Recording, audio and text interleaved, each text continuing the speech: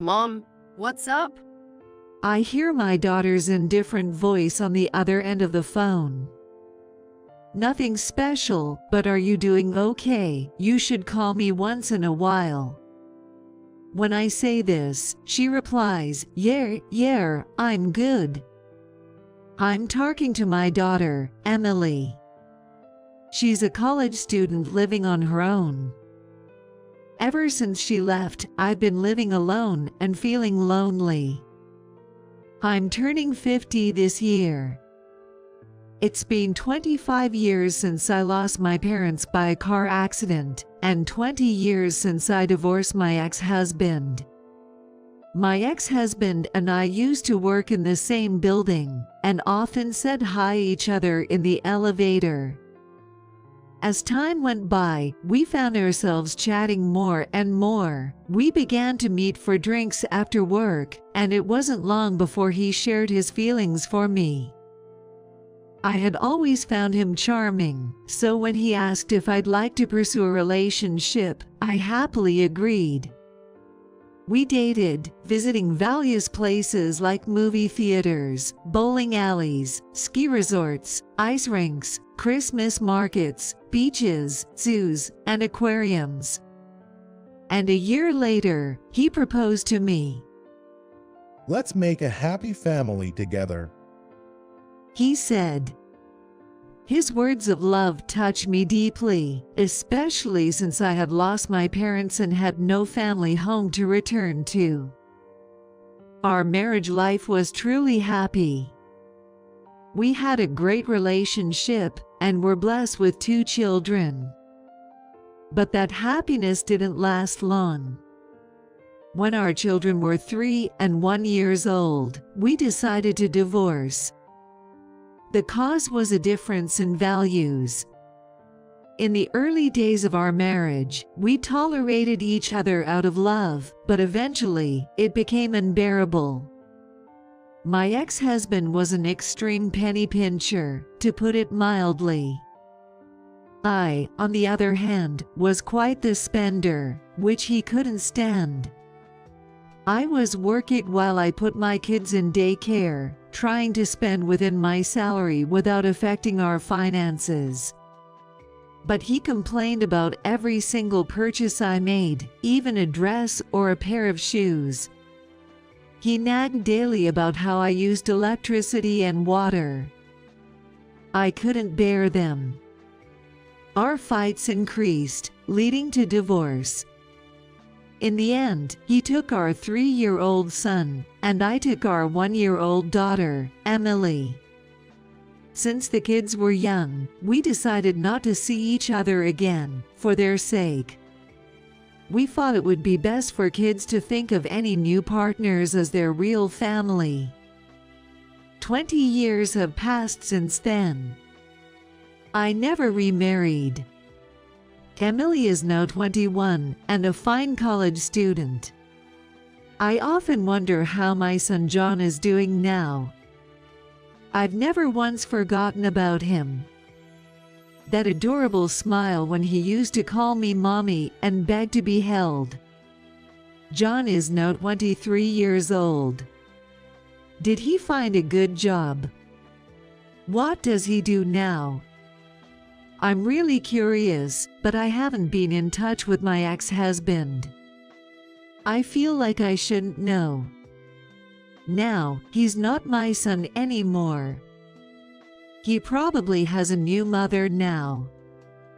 Looking back, my life after the divorce was devoted to working hard and living almost only for Emily's growth.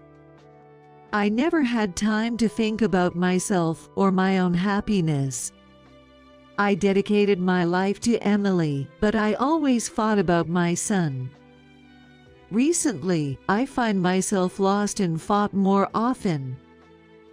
One day, something happened. I finished my work at a client's place earlier than usual. Maybe I should take a detour for a change. I suddenly thought and took a train going the opposite direction of home and headed to a cape where I could view a beautiful sunset. This place was a nostalgic place where my ex-husband and I used to date, with a lighthouse, an observation tower, a park, and a cafe. This brings back memories. The sunset is still as beautiful as ever. After a long time, I saw the unchanged sunset and went into the cafe in the park. Then, I saw a young man sitting alone at a terrace table, drawing in a sketchbook. I was shocked when I saw his face. He looks just like him. He was the spitting image of my ex-husband when he was young. I guess he is in his mid-20s. His features, contour, skin tone, and even his stature were all reminiscent of my ex when we first met. Could a stranger really look so much alike? I'm sure he's not a stranger. Thinking this, I approached the young man. "Excuse me, I'm really sorry to bother you, but you really look like someone I used to know. May I ask your name if you don't mind?" Looking back, it must have seemed weird to suddenly ask a stranger's name. I was too flustered to think that straight at that moment. He looked surprised but soon replied, "My name is John." "And your last name?" When I asked, he replied, "Smith." "That's what I thought. It's really him. It's John." "Sorry, but how old are you?" "I'm 23. There's no doubt about it, I thought in my mind. This young man was John, my son who I had parted with 20 years ago. I was overwhelmed by the situation and fell silent. Then he asked, "What's your name?" "I'm Sarah Johnson." I answered with a made-up name on the spot. I didn't want my ex-husband to find out I had met my son, even if it was by coincidence, because we had promised never to meet the children we each took after the divorce. But I had no intention of revealing that I was his mother. Then he said with a smile, "Nice to meet you, Sarah." It's a beautiful day, isn't it? "Yes, it is." After that, we chatted briefly about the weather over the past few days while having coffee, and then we parted ways. I was so happy, I felt like I wanted to jump for joy. John, he's grown so tall and become such an adult. His voice is just like his father's. I'm glad I saw him. Since then, I adjusted my work schedule and started visiting that cafe regularly. I learned he came to the cafe twice a week. He had Wednesdays and Sundays off and came before the sunset, began to sketch as his hobby. He worked in real estate. As we met twice a week, we started talking about various things. We talked about his work, his family, his childhood, his student days, and also about my job. Do you have any hobbies, Sarah? I haven't really had any particular hobbies. I've been so focused on raising my daughter all these years, and she just turned 20 last year. It's kind of like I'm finally taking a breather. Maybe I should find a hobby for my old age. Why don't we draw together? Oh, I'm just a beginner. I haven't drawn anything since art class in high school. I was the same. I only started drawing after I got a job. Really, you're quite good at it, I said, looking at the sunset landscape in his sketchbook. Thank you. I'm sure you'll be able to draw like this soon. You think so? Encouraged by his words, I decided to start drawing. I bought a pencil, a sketchbook, and a watercolor paint set. Then twice a week, I joined him in the park, sketching the sky, sea, and trees. I was very clumsy at first, but gradually improved with his help. It feels like I'm teaching my mom how to draw. His words filled me with indescribable happiness. As the days got shorter and it became darker earlier, we started sketching early on Sundays, the only day we both had off. It became just once a week, but still, I was happy to be able to see my son. Even if I couldn't reveal myself as his mother, it was fine to be just an acquaintance or an older friend to him. That's what I thought. Above all, being able to enjoy time together with my son, whom I hadn't seen in so long, felt like a dream. One day, something unexpected happened. Suddenly, I received a phone call from my ex-husband. He said John wanted to meet his real mother.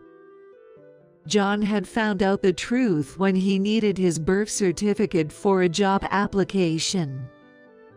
I decided to meet John. Would he be surprised to know I'm his real mother, or had he already sensed it somehow? With a mix of excitement and nerves, I arrived at the restaurant where we agreed to meet. When I opened the door, I immediately recognized my ex-husband, looking much older, at the back of the room. He's still recognizable after all these years. With those farts in mind, I nervously looked at the young man sitting next to him. And I was stunned. The young man sitting next to my husband was someone I had never seen before. And he looked astonishingly like me. Mom, it's been a while. I guess I should say that. I'm John. He said, offering his hand for a handshake. You're John. I managed to say, still in shock. I had thought the young man I met at the cafe was John. What's wrong, Sarah? My ex-husband asked, looking puzzled. Oh, nothing. I'm just surprised at how much he's grown. Of course, he's already 23. My ex-husband laughed. Yes, of course. I realized I had made a huge mistake. The young man I had been meeting at the cafe was just a stranger who coincidentally resembled my ex-husband and shared the same name and age as my son. That day, John and I talked about many things. To my surprise, he told me this. Actually, I'm getting married soon. I wanted you to be there at the wedding. Are you serious? But wouldn't that upset your current mom? I'm serious. You don't have to be worried. She understands my feelings. Hearing this, I accepted the wedding invitation. The next Sunday, I headed to the usual park as always. And I met another person named John. I have something I want to tell you. I told him that I had mistakenly thought of him as my son for a long time. And that I had met my real son the other day. Haga, it's funny, isn't it? It's ridiculous to mistake someone for your son all by yourself. I said that, and he shook his head. I had a feeling that you might have mistaken me for someone else somehow. Is that so? I said, and he nodded. But if you believed in it, Sarah, then that's fine with me. So, he knew that I was mistaking him for my son, but he was pretending to be my son for me. Thank you for everything so far. I said, and he replied. It was my pleasure. I had a great time having someone to talk to and drawing together. Please, let's continue to be friends. Thank you so much, and yes, let's keep in touch. I said, with a heartfelt thanks and a warm smile. Since then, I started calling him Johnny. And we continued to sketch together once a week. 2 months later, my son John's wedding took place. John in a tuxedo looked so handsome. The bride was pretty with a warm smile, and she looked like such a nice person. As I watched them, I was moved to tears and couldn't help but cry. I was truly glad to see John so happy. 4 years later, at Johnny's suggestion, I submitted my painting to the city's exhibition, and to my surprise, it was selected. It won a bronze prize and was displayed at the exhibition. I couldn't believe it. Johnny was also very happy for me. Sarah, this painting is really wonderful. Hey, I found a park with a beautiful view of the mountains. Would you like to go sketch there soon? Oh, that sounds nice. How about next Sunday? Painting has become my life's work. I don't think I'll ever get bored in my life after retirement. It's all thanks to Johnny. I'm so grateful for meeting him.